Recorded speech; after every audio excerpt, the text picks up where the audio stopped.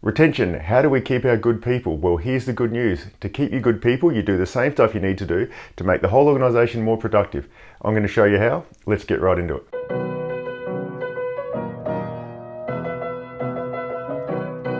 We need a retention strategy. You hear, you don't need a strategy for retention. You simply need to make sure that you're doing the two things I'm going to go through and you will retain your good people. The first one of those things is people feel useful. We can look to Thomas the Tank, whose highest praise he received was, "Thomas, you are a very useful engine." It's the same with us adults. And if you want to know how do we make sure people feel useful, I've got three things for you. The first is don't overload them. I'm not talking about reducing the total amount of work you're asking someone to do.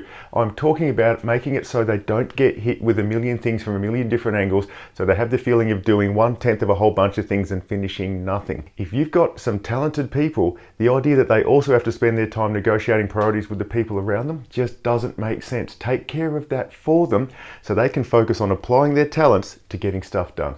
This is the biggest single thing that can help every organisation all around the world get the stuff lined up so people can just get on and do the work. A couple of other things we need to do. First one, make sure the actual work you're asking someone to do is clear. It's just a basic thing, but we can often skip over it. And make sure you explain why the work matters. Easiest way to do that.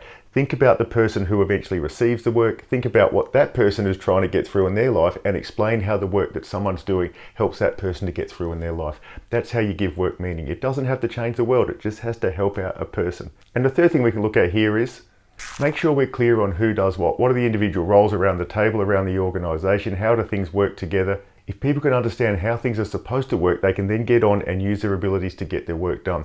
Please don't do some sort of, we've been meaning to sort out roles and responsibilities sort of thing. You just need to get the group around the table and have a conversation around this. In the same way you get a group of mates together around the table if you're going camping and you say, right, who's going to take care of what? That's the conversation we need to do. These aren't the only things. These are the most straightforward, simple things that you can do to help people to feel useful, because we all want to make sure our abilities are put to good use. That's how you retain people with talent. Well, at least that's half the game, because the second half of the game is we need to make sure we are able to work with people, and you notice my huge standard here, they don't mind. And now think about this. If we have a situation where we're feeling useful and we don't mind the people we're working with, we're in what you'd call a pretty good workplace. We can easily take this stuff seriously because it's about the actual work and the tangible stuff you see. But what the ask is here is to make sure we're making the intangible stuff as important as the tangible stuff, which means we need to create opportunities for people to see what's going on and they get to have a say in it. It's a basic human need. Remember, democracy doesn't mean you always get who you vote for, but it does mean you get to have a vote. People need to know they have some sort of influence over their own situation. It's great to feel useful, but to also have a say in the wider context you're in, it's a crucial thing for humans to feel okay. Just set it up so that sort of stuff can happen. Next thing, the idea of how we treat each other is actually taken seriously. In other words, as seriously as any sort of tangible results that we're looking for from people. What this means in practice is when we see incidents of people not being listened to, people's needs not being met, people not being treated in a certain way, that it is known that that will be addressed. Whether it's addressed by you if you're in some sort of leadership role or by the team itself, there needs to be a knowledge that it'll be taken seriously how we do treat each other. And the final aspect we look to put into place so people get to work with people they don't mind is that non-performance will be dealt with, but there's a caveat, will be dealt with kindly. Whenever you are dealing with non-performance, everyone is looking at the way you go about doing it, because everyone's aware at some point in their deep subconscious, or maybe even their shallow, that one day that could be them. I find your lack of faith disturbing.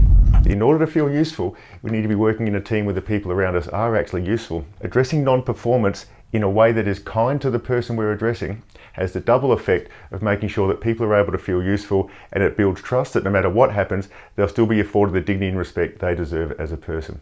And this is why we don't need a retention strategy. We simply need a commitment to doing these things here, to allowing people to feel useful, primarily by making sure that we don't overload them, and by setting it up so that people get to work with people they don't mind, primarily by making sure that we take how we treat each other seriously. If we can make sure we're doing that thing, people will arrive at your organisation, their abilities will put to use, they'll be with people they don't mind, and who doesn't want to work in a situation like that?